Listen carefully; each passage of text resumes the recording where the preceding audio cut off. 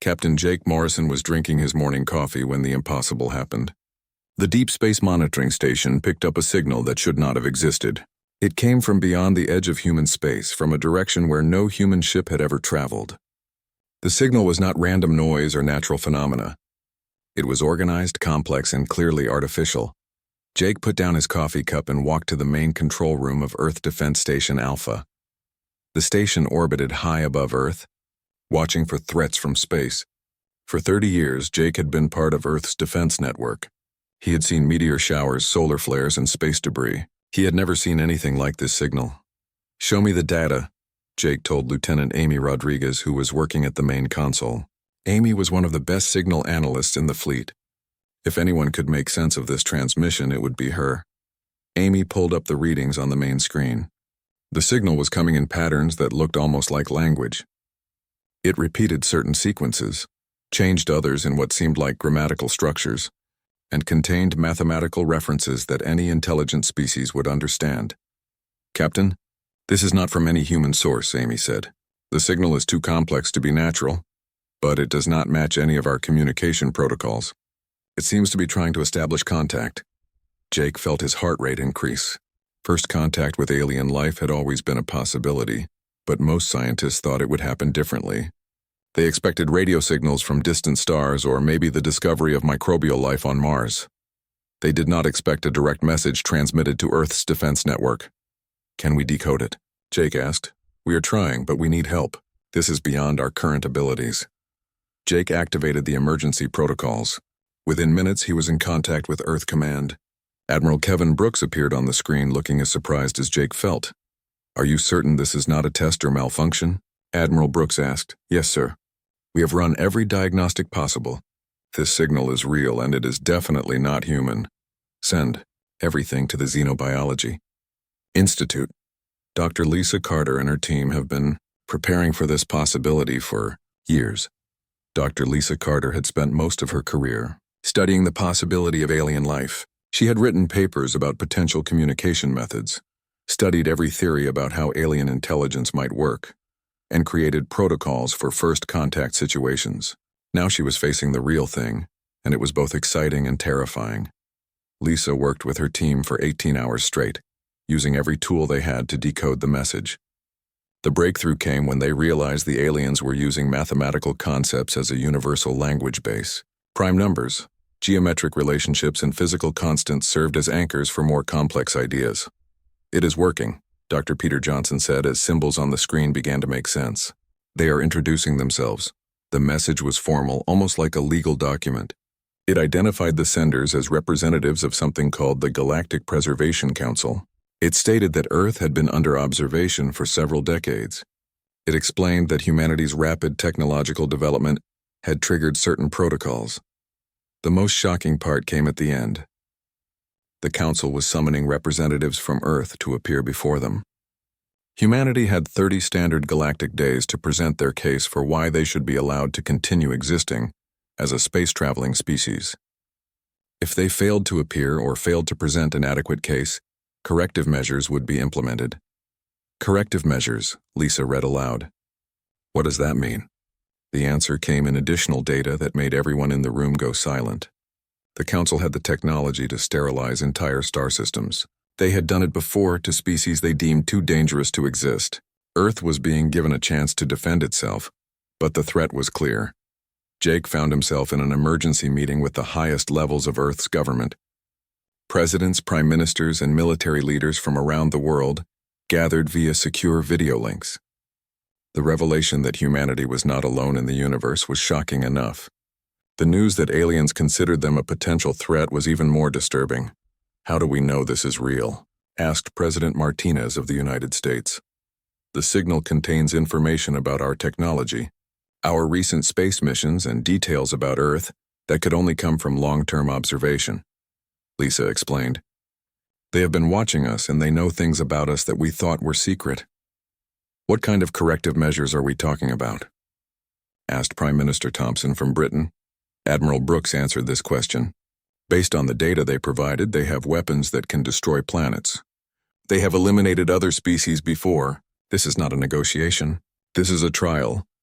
The room fell quiet as the implications sank in. Humanity was being judged by beings they had never met, using standards they did not understand. The wrong answer could mean the end of human civilization. "We need to send our best people," as President Martinez said. "Scientists, diplomats, military advisors. We need to understand what they want and how to give it to them." Jake volunteered to lead the mission immediately. As the person who had first received the signal, he felt responsible for humanity's response. Amy Rodriguez asked to come as the communications expert. Lisa Carter was essential for understanding alien psychology and biology. The team grew quickly as more specialists joined. They had to prepare for every possibility, from peaceful negotiation to hostile interrogation.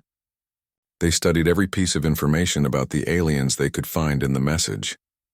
They prepared arguments for why humanity deserved to survive. The coordinates provided by the Council led to a location near Proxima Centauri, about 4 light-years from Earth. Even with humanity's fastest ships, the journey would take weeks. They had no time to waste. As the ship Endeavour prepared for departure, Jake stood on the observation deck looking down at Earth. Blue oceans, white clouds, and green continents spread out below him. Somewhere down there, billions of people were living their normal lives, unaware that their entire species was about to go on trial. Jake thought about everything humanity had accomplished. They had art, music, literature, and science. They had overcome wars and diseases. They had reached for the stars despite every obstacle. Now they had to prove to strangers that all of this was worth preserving. The Endeavour's engine started, and Jake felt the ship begin to move. They were heading toward an unknown fate, carrying the hopes and dreams of everyone they had ever known. Whatever happened next would determine whether humanity had a future among the stars, or whether Earth would become nothing more than a memory in some alien database. The Nexus station was unlike anything humans had ever imagined. As the Endeavour approached the coordinates given by the Galactic Preservation Council, Jake Morrison and his team saw a structure that defied every rule of engineering they knew. The station was enormous, easily the size of a small moon, but it moved through space with impossible grace and precision. "How is that thing even staying together?" asked engineer Tony Martinez as he studied the sensor readings. The station seemed to be made of materials that bent light around them, creating sections that appeared solid one moment and transparent the next. Amy Rodriguez was monitoring communications. "I am picking up signals from inside the station." "There are hundreds of different transmission types, some using technologies I cannot even identify." Dr. Lisa Carter was studying the biological readings. "The life signs are incredible. I am detecting at least 12 different types of biological signatures, and some readings that might not be biological at all." As the Endeavour moved closer, the station sent docking instructions in the same mathematical language they had used for the original message. Jake followed the guidance, bringing their ship into a docking bay that adjusted its size and atmosphere to accommodate human needs.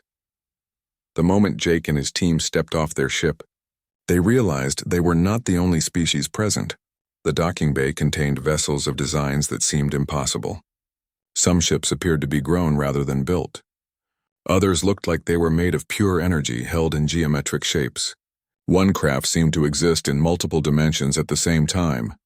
A figure approached them, moving in a way that suggested it was not used to standard gravity. The being was tall and thin, with skin that looked like polished metal and eyes that seemed to contain tiny stars. It spoke through a device that translated its words into English. "I am Guide Northak of the Mediation Corps. You are the humans. Follow me to the council chamber." Jake had prepared for this moment, but walking through the station still felt surreal. The corridors were vast, with ceilings that disappeared into darkness above them. Other beings moved past them, some walking, some floating, some moving in ways that Jake could not describe. A few stopped to stare at the humans with what might have been curiosity. "How long has this station existed?" Lisa asked Guide Northak. "The Nexus has served the Council for 43,000 of your years. It was built by the Third Collective after the Great Convergence," Amy whispered to Jake. 43,000 years. Humans were still learning to farm when they built this place. The council chamber was a massive amphitheater with 12 distinct seating areas, each designed for a different species. At the center was a speaking platform where humans would make their case. Around them, the representatives of the Galactic Preservation Council took their positions.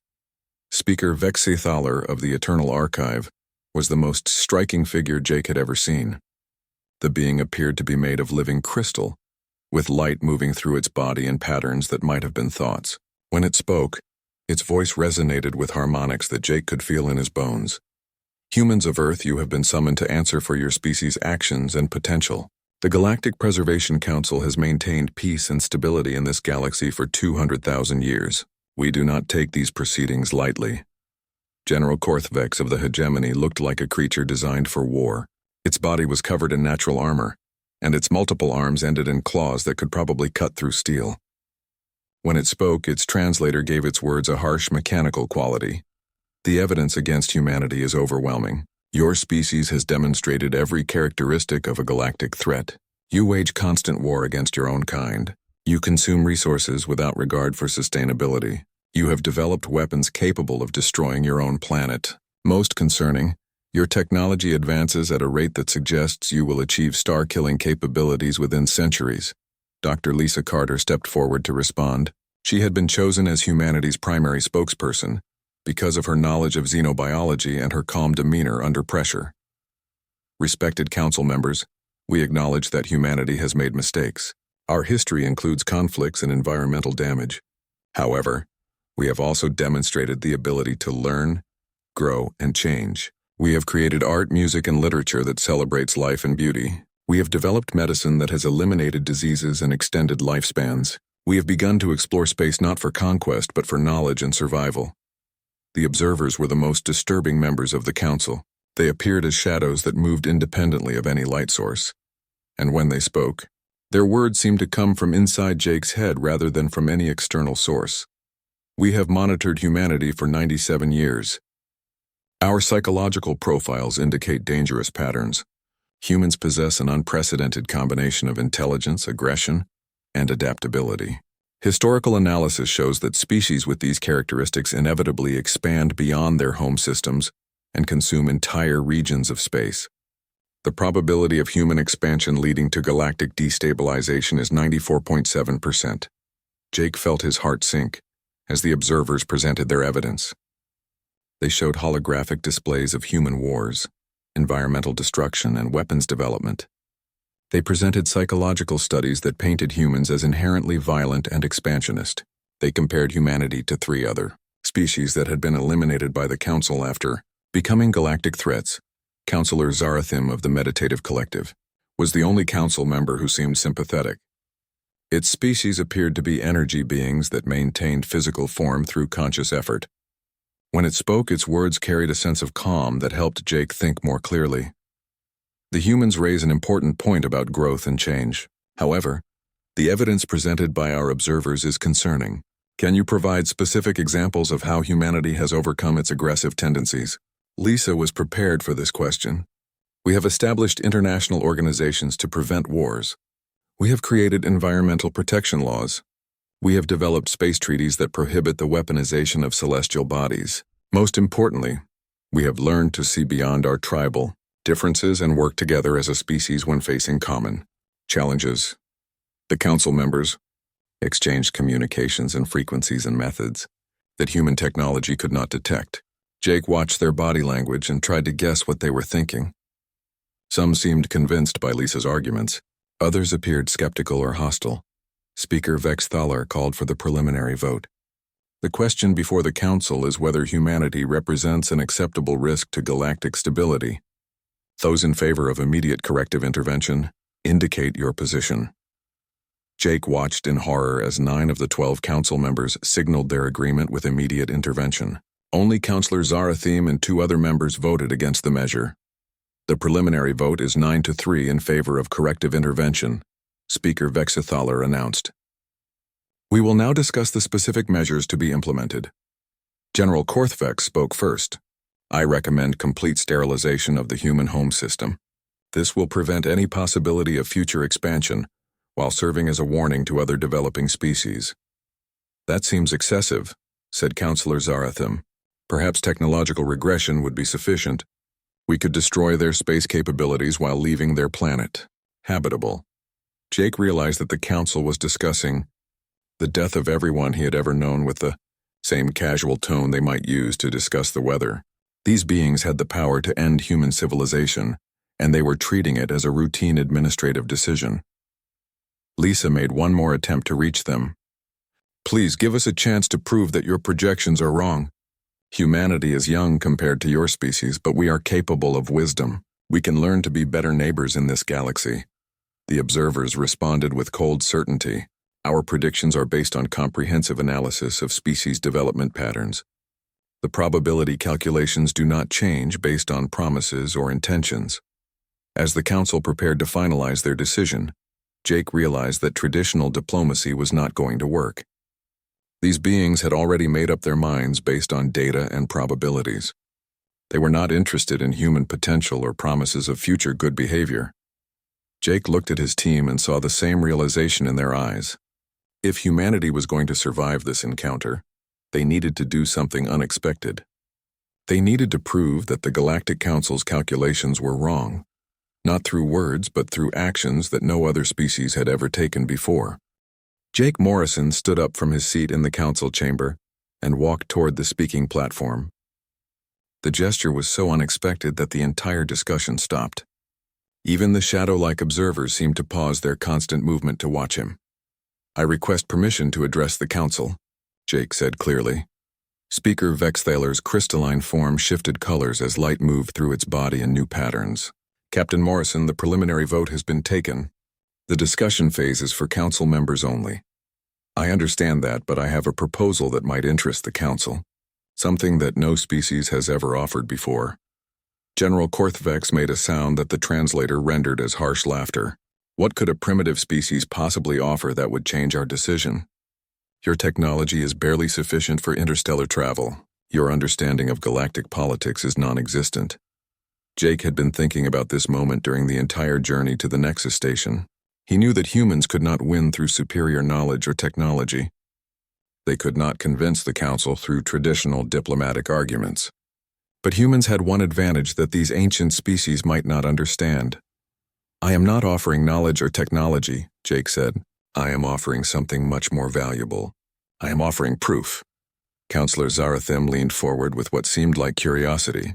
Explain what you mean by proof. The council's decision is based on predictions about human behavior. You have analyzed our past actions and used them to calculate our future choices. But predictions are not facts. They are guesses based on incomplete information. The observers responded immediately. Our analysis includes comprehensive data covering 97 years of observation. The mathematical models account for all significant variables. Jake smiled, and he saw several council members react with surprise to this expression. That is exactly my point. Your models are based on human behavior during our most primitive period. You have been watching us while we were still learning how to be a civilized species. You have never seen how humans behave when they understand the consequences of their actions. Your behavior patterns are consistent across your entire recorded history, said one of the other council members. Species do not change their fundamental nature. But you have never given us the chance to prove that, Jake replied. Every species you have judged has been evaluated based on their past actions. No species has ever been allowed to demonstrate their future potential. Speaker Vexithaler made a sound like crystal chimes ringing in harmony. What are you proposing, Captain Morrison? Jake took a deep breath. This was the moment that would determine humanity's fate. I propose that the council design a series of tests, real situations where human behavior can be observed and measured. Give us 1 year to prove that your predictions are wrong. The council chamber erupted in what Jake assumed were expressions of surprise and debate. He heard sounds ranging from musical tones to mechanical grinding noises. Several council members were communicating in frequencies beyond human hearing. General Korthvex was the first to respond in words that Jake could understand. This is unprecedented. No species has ever requested to be tested rather than judged. That is because no other species has understood what was at stake, Jake said. We know that our survival depends on proving we can be trusted. We are willing to submit to any reasonable test the council designs. Dr. Lisa Carter joined Jake on the speaking platform. We propose complete transparency during this testing period.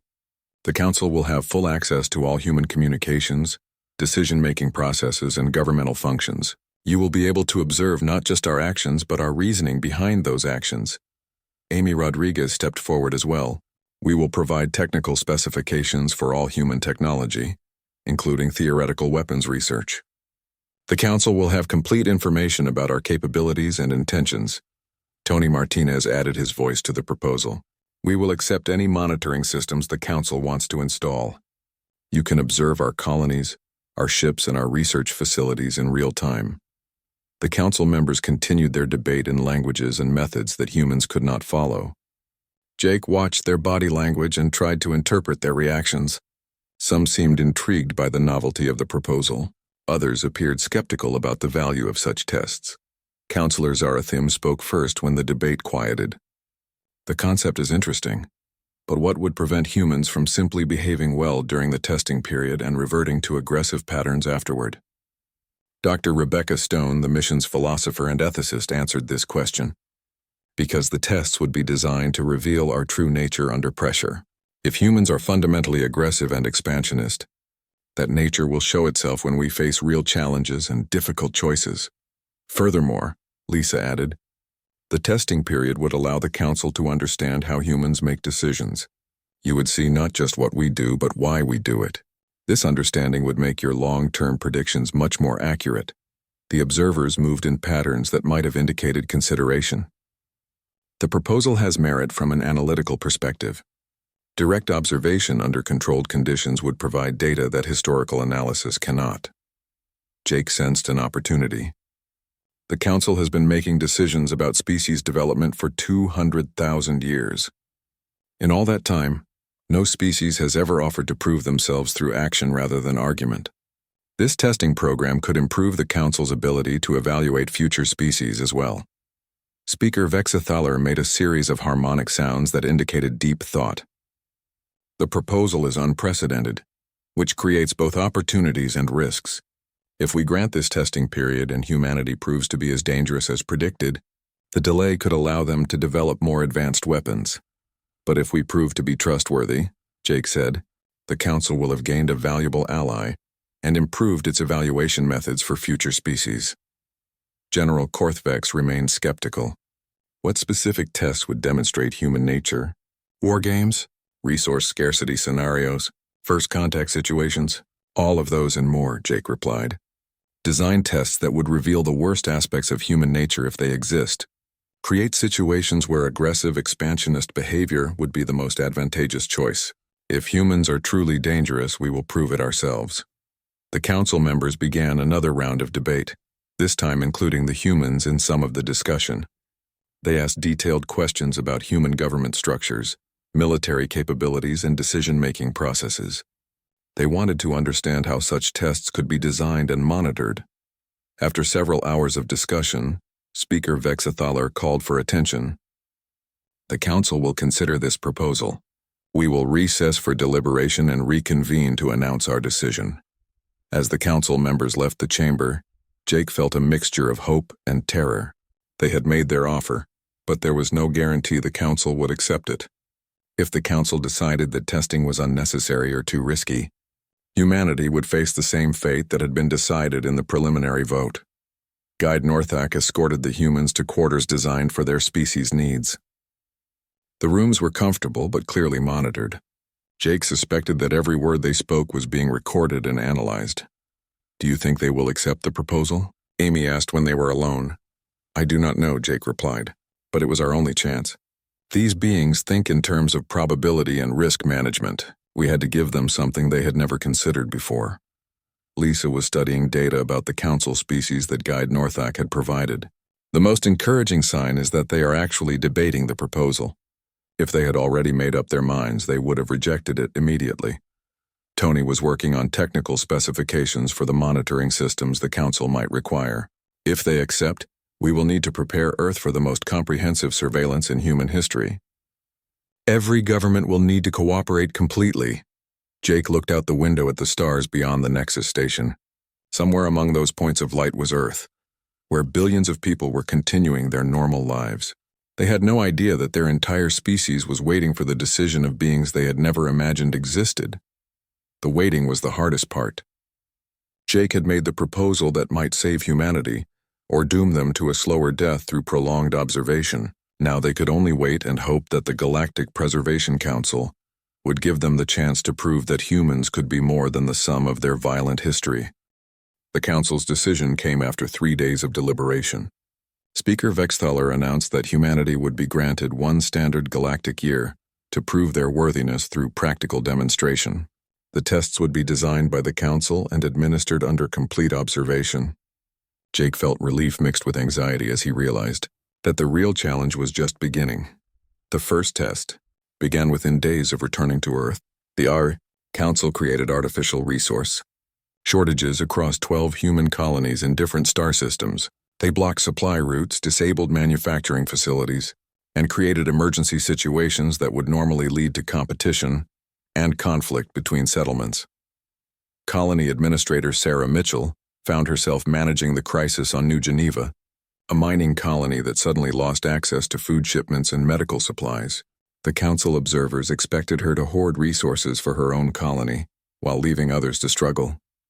Instead, Sarah immediately contacted the other affected colonies to coordinate resource sharing. "We have excess medical equipment but need food supplies," Sarah told the administrator of New Perth Colony during an emergency conference call. "New Dakota has surplus food but lacks power generation equipment. If we work together, we can all survive this crisis." The Council observers monitored every communication as the human colonies developed an unprecedented cooperation network. Instead of competing for scarce resources, the colonies specialized in different survival strategies and shared everything they produced. New Geneva focused on maintaining life support systems. New Perth concentrated on food production using emergency hydroponics. New Dakota worked on power generation and communication networks. Dr. Jennifer Walsh, an anthropologist stationed on New Geneva, documented the crisis response for the Council records. "Human survival instincts include cooperation as well as competition," she reported. "When humans understand that their survival depends on group success rather than individual success, they consistently choose cooperation." The second test was more complex. The Council arranged for humans to encounter a primitive alien species on a distant planet. The aliens were at a technological level similar to Earth's medieval period, with basic agriculture and metalworking but no advanced science. The Council expected humans to either dominate the aliens or contaminate their culture with advanced technology. Lieutenant Colonel Mark Thompson led the contact team, following protocols developed by Dr. Lisa Carter and approved by Earth Command. The team was strictly forbidden from revealing their technological capabilities or interfering with the alien society's natural development. "Our job is to observe and protect, not to guide or influence," Mark told his team as they established a hidden observation post. "These beings have the right to develop their own civilization without our interference."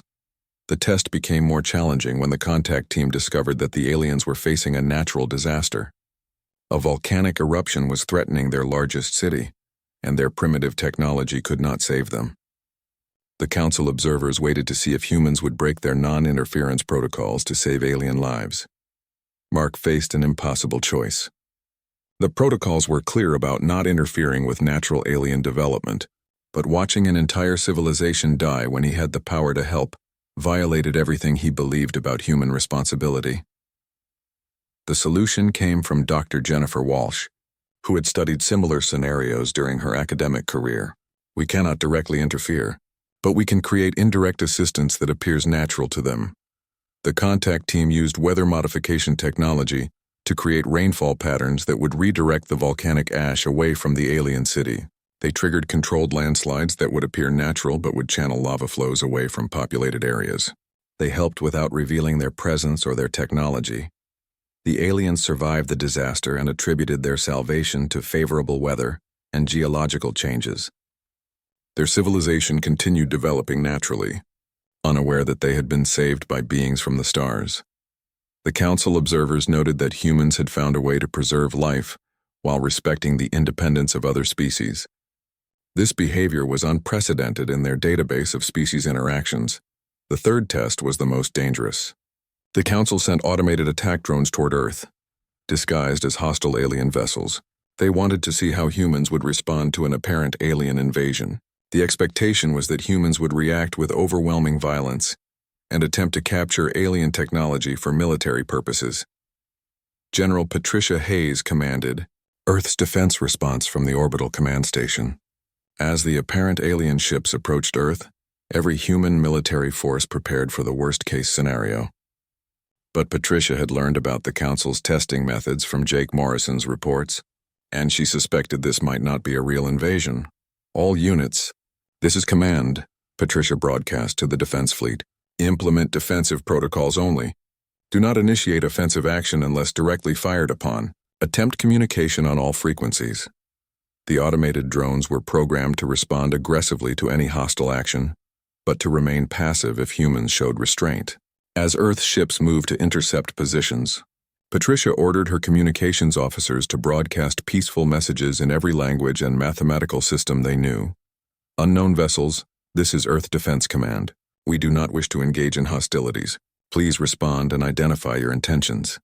The drones began attack maneuvers, firing warning shots near human vessels. Patricia's fleet could have easily destroyed the attackers with superior firepower, but she ordered a defensive response. Human ships used electronic countermeasures to disable drone weapon systems, while continuing to attempt communication.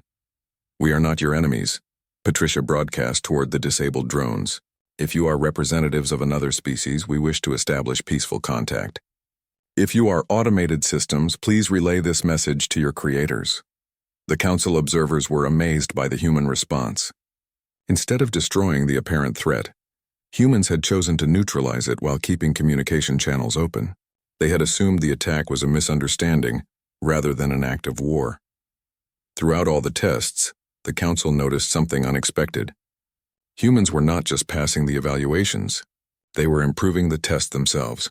Colony Administrator Sarah Mitchell suggested modifications to resource-sharing protocols that would be more effective for evaluating any species' cooperative abilities. Lieutenant Colonel Mark Thompson developed better methods for observing primitive species without cultural contamination.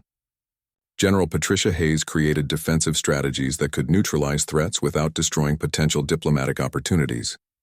Dr. Rebecca Stone, working with the Earth team, compiled reports for the Council about human decision-making processes. Humans consistently consider long-term consequences when they have complete information about a situation, she wrote. The aggressive behavior patterns observed in human history occurred when humans had incomplete information about the consequences of their actions. The most significant observation came from the Council's own monitoring systems. Human behavior under stress consistently favored creative problem-solving over violent solutions. When faced with resource shortages, humans developed sharing networks. When encountering primitive aliens, humans found ways to help without interfering. When attacked by apparent enemies, humans sought communication while defending themselves. Jake Morrison received regular reports about the tests while stationed on the Nexus as humanity's permanent representative. Each successful test brought hope, but also anxiety about the final evaluation. The Council was learning things about humanity that even humans had not fully understood about themselves. The tests are revealing something important, Jake told Amy Rodriguez during one of their regular meetings. Humans behave differently when they understand the bigger picture. Our worst behaviors happen when we think we are fighting for survival in a zero-sum situation. Amy had been monitoring Council communications throughout the testing period. The Council members are debating among themselves more than they did before. Some of them are starting to question their traditional evaluation methods. As the testing period approached its end, Jake realized that humanity had accomplished something unprecedented. They had not just proven their worthiness to join galactic civilization. They had challenged the Council's assumptions about how species should be evaluated and what behaviors indicated long-term threat potential. The question now was whether the Council would recognize that their original predictions had been based on incomplete understanding of human nature, or whether they would dismiss the test results as temporary aberrations that did not reflect humanity's true character. The final evaluation took place in the same Council chamber where humanity's fate had first been debated. Jake Morrison stood with his team, knowing that this moment would determine whether his species would join the galactic community or face extinction. The year of testing had changed everyone involved, including the Council members themselves. Speaker Vex Thalar began the proceedings with a summary of the testing results. The crystalline being's voice carried harmonics that Jake had learned to interpret as expressions of deep contemplation. The testing period has concluded. The Council has observed human behavior under conditions designed to reveal species' true nature. The results are unprecedented in our records of species evaluation. General Korthvex, who had been humanity's strongest opponent, spoke next. Jake noticed that the warrior's tone had changed from hostile certainty to something closer to confusion. The humans performed every test in ways that our models did not predict. When faced with resource scarcity, they developed cooperation networks that exceeded our most optimistic projections for intercolony coordination. When encountering primitive species, they demonstrated restraint and protective instincts that we have never observed in expansionist species. The observers, those shadow-like beings who had provided the most damning evidence against humanity, made their report with what seemed like reluctant admission. Our psychological profiles were based on incomplete data. Human aggression and adaptability, when combined with their capacity for empathy and long-term thinking, creates behavioral patterns that do not match any known species classification.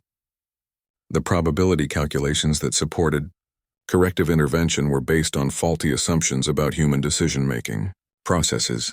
Counselor Zarathim of the Meditative Collective had become humanity's strongest supporter.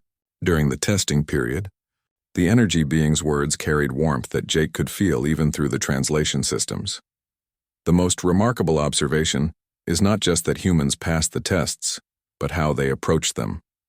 No other species has ever suggested improvements to our evaluation methods. Humans consistently asked how the tests could be made more accurate and fair for all species being evaluated.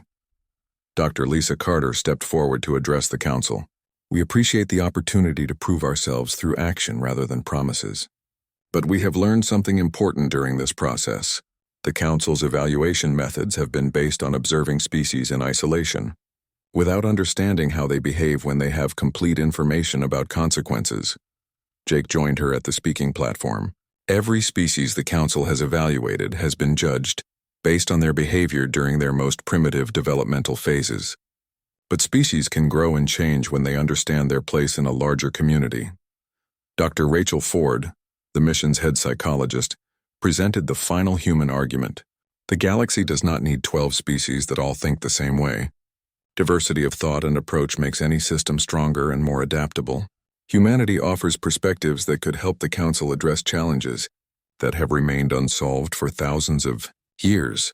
Speaker Vexthaler made the harmonic sounds that indicated the Council was ready to reach a final decision. The Council will now vote on humanity's petition for galactic citizenship. Jake held his breath as each Council member indicated their position. Counselor Zarathim voted in favor of humanity. As expected, 3 other members who had been neutral during the initial vote also supported human citizenship. The surprise came when General Korthvex voted in favor of humanity. The test proved that our threat assessment was incorrect. Humans demonstrate the same protective instincts toward other species that we value in Council members. More Council members added their support, until Jake realized that the vote was becoming unanimous. Even the observers, those beings who had compiled the evidence for human extinction, voted to grant citizenship. The vote is unanimous, Speaker Vexthaler announced. Humanity is granted full citizenship in the Galactic Preservation Council. Furthermore, the Council invites Earth to establish a permanent seat on the governing body. The first new Council position created in 50,000 years. The Council chamber filled with sounds that Jake interpreted as approval and celebration from the various species present. But Speaker Vexthaler was not finished with the announcement. The human testing period has revealed flaws in our traditional evaluation methods. The Council votes to establish new protocols based on the testing framework developed with human input. Future species will be evaluated through practical demonstration rather than historical analysis alone. Jake felt overwhelmed by the magnitude of what had just happened.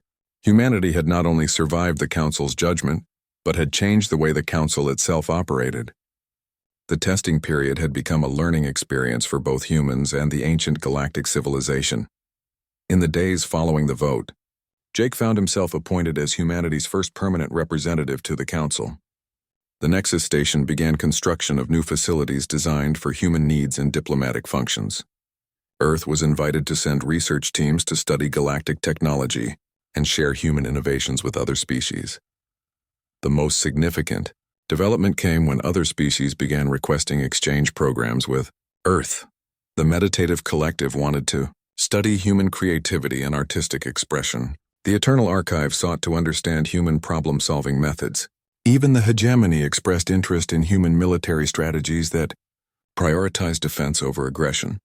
Commander Amy Rodriguez established the first interspecies communication protocols that allowed real-time translation between human languages and the various council species communication methods.